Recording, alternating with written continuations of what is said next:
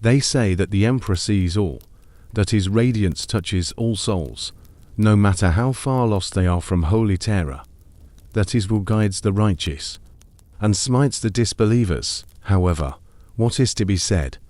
When the light does not come, when prayers become nothingness, and all one hears is the hum of the reactor, and the beat of your own heart through a rusted mask, what is it like to be forgotten by God?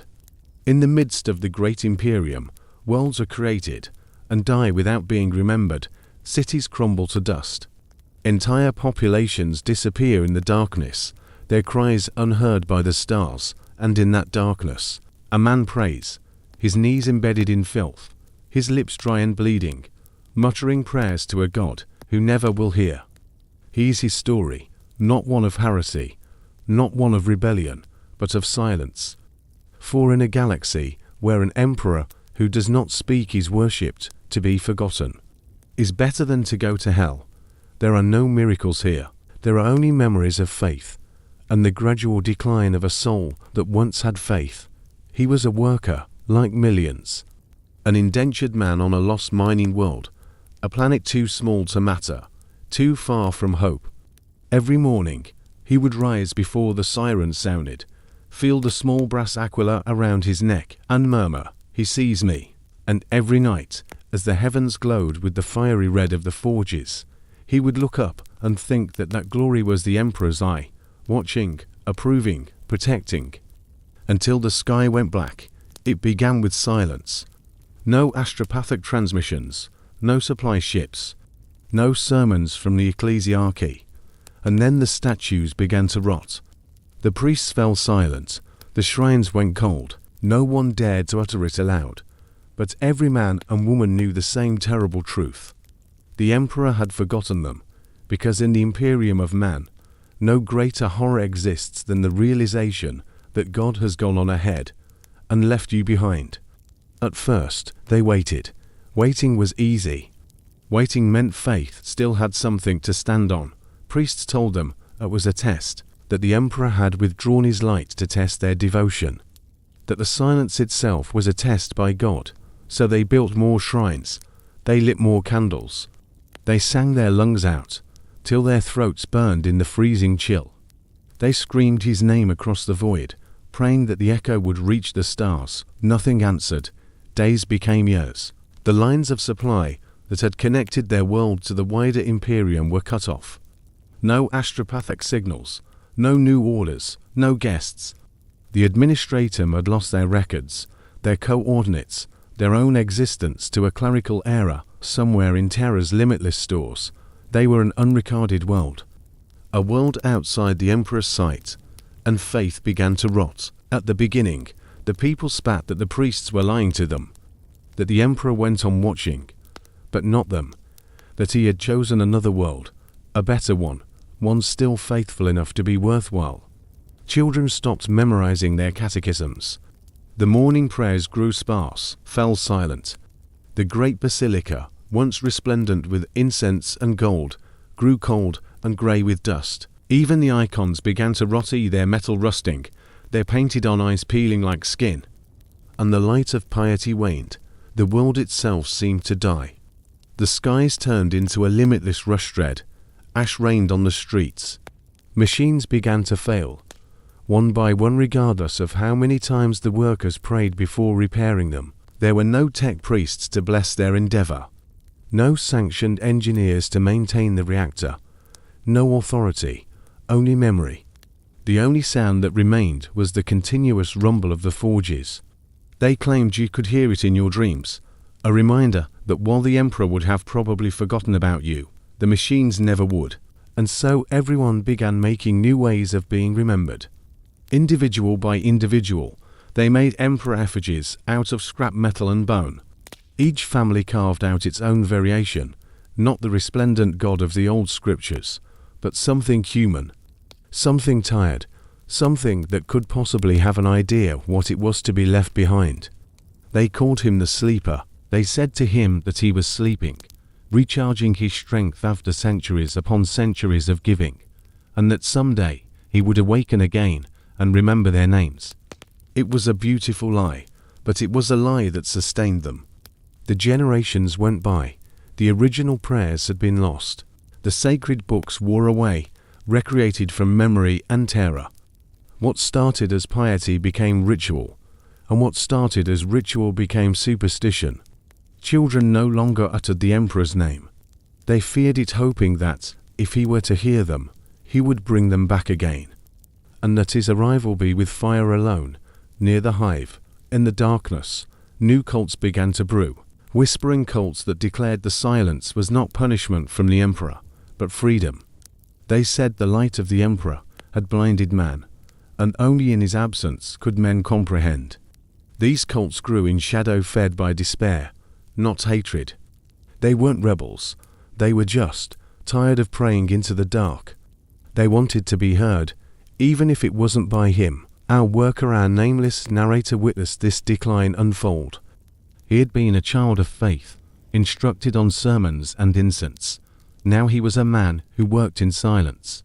Every day, he went back to the same forge, the same machine, the same senseless rhythm. Bang, spark, smoke, repeat, and each night, he stood and looked up at the dark sky and said one sentence: "If you can hear me, just send a sign." One night, he received one. The sky was red not from sunrise, but from orbit. A ship in freefall, hull blown out and spaces before and behind it afire, shooting through the clouds like a comet. For the first time in decades, the folk looked upwards as one. They saw something move across the sky, and they believed for a moment. They believed he had not forgotten. But when the pirate smashed, it was not rescue. It was a Holker courier vessel, shattered and ancient. They boarded, and they found the corpses of Imperial soldiers, their armor emblazoned with glyphs no one could decipher. The priests declared it a miracle, the workers claimed it was a warning, and the children, they claimed it was evidence. Evidence the emperor was dead. Evidence that even his messengers were dust. From that day on, no one prayed aloud again. They reported for work. They consumed their rations. They buried their dead. And somewhere beneath the silence, a new kind of religion began to flourish, one that wouldn't call for miracles and wouldn't frighten damnation. A religion that simply stated, if God won't remember us, we will remember ourselves. When the last statue of the emperor came crashing down, no one dared to rebuild them. The priests were gone, some to exile, some to madness. The cathedrals stood empty and hollow, their stained glass broken, their altars desecrated by the passage of time. The world had become a mausoleum of forgotten faith. Every street, every broken column whispered in all the single word, abandoned. And yet, something still moved beneath the silence. They say human beings cannot live without meaning. Deprive them of their God, and they will forge 1,000 more. Take their emperor away from them, and they will crown themselves in his place.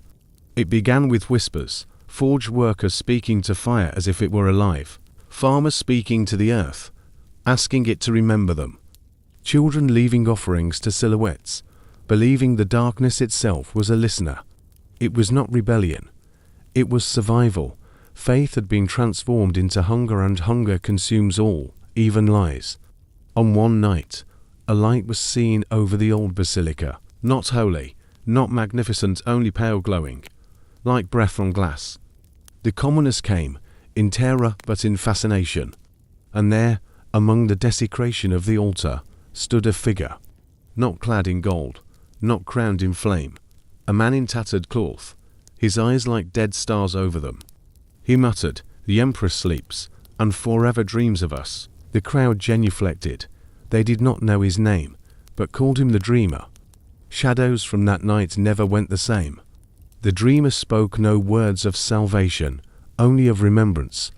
He told them the emperor had not abandoned them, he had simply forgotten, and that it was their holy duty to remind him what they were.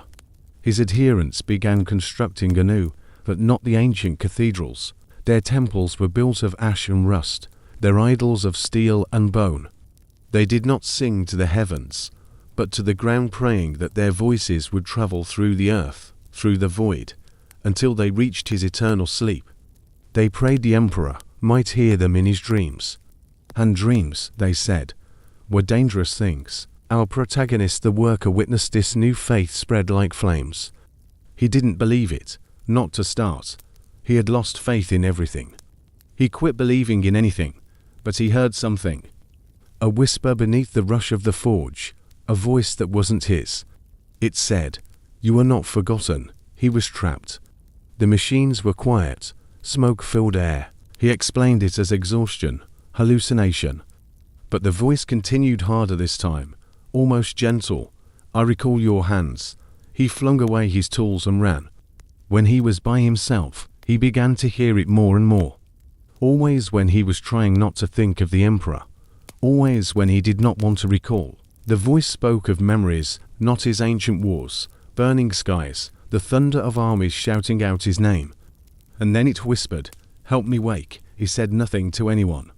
Not because he was worried they would discover him mad, but because he was worried they would listen to him. The sermons of the dreamer grew stranger. He preached that the Emperor's dreams were awakening, that the silence would soon burst through, but only if they could burrow deep enough into his sleep.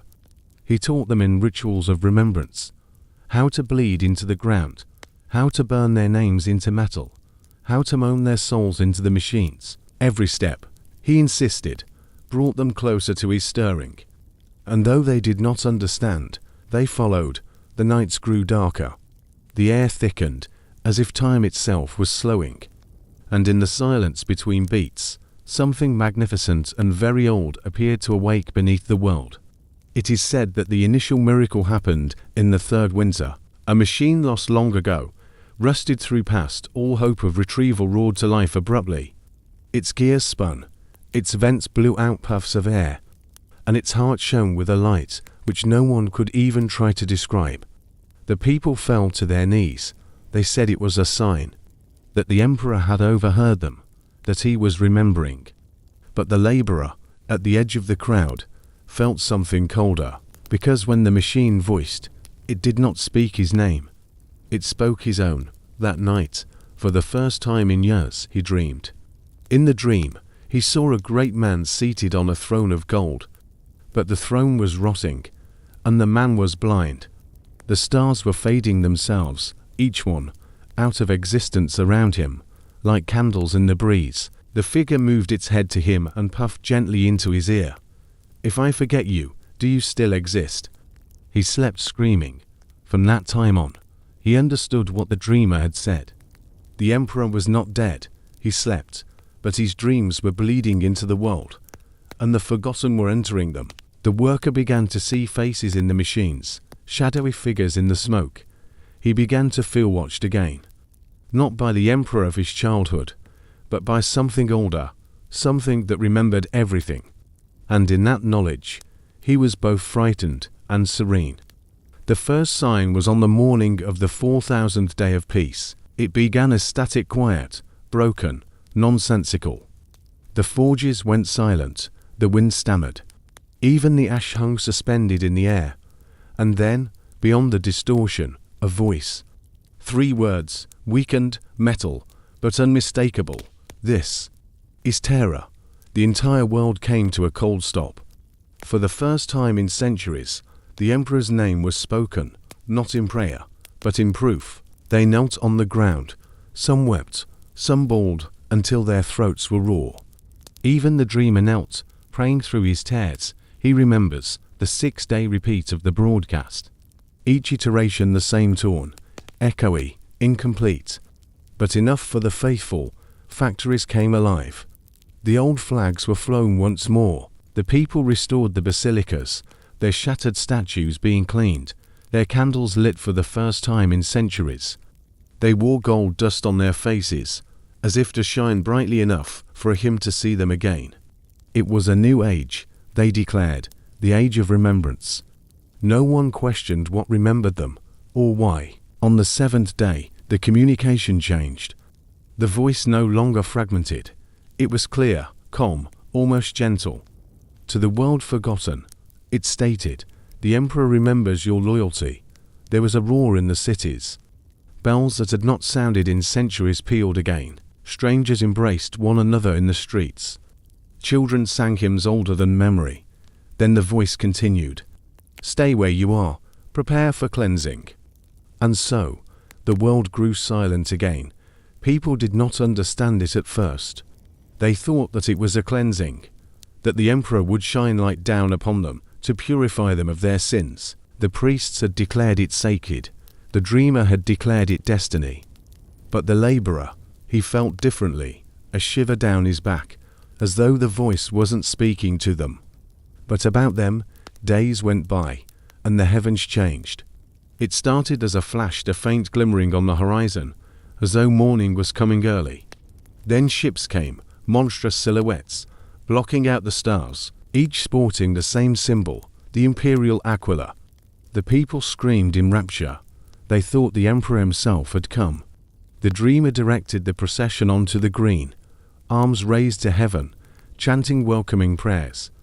And when the vessels opened their bellies to the sky, light streamed down, white, seared, so dazzling it was not possible to look upon, so flawless to survive. When the light faded, cities were gone, only glass remained, a smooth, silent mirror advancing across the land. The forges burned, the temples dissolved, and the voices that had beseeched for centuries were silenced in an instant. The planet was lovely from orbit, a flawless sphere of shining light, a monument, not a world, a gravestone, not a deliverance. The emperor had remembered them, but not as his children, not as his loyal. He remembered them as a miscalculation, an error in his accounts, a stain on the perfection of his empire. To be forgotten by the emperor was tragedy, but to be remembered was destruction. Yet, there weren't many who died in the light. Under the earth, deep in the tunnels, where the old machines slept dreaming, some survived. The worker among them, their bodies burned, their beliefs shattered. But they survived, and in the darkness, they listened. Because the voice hadn't stopped. It spoke once more, not from overhead, but from far within the tunnels, soft, close, the same voice that had whispered to the laborer in the forge. "You are not forgotten."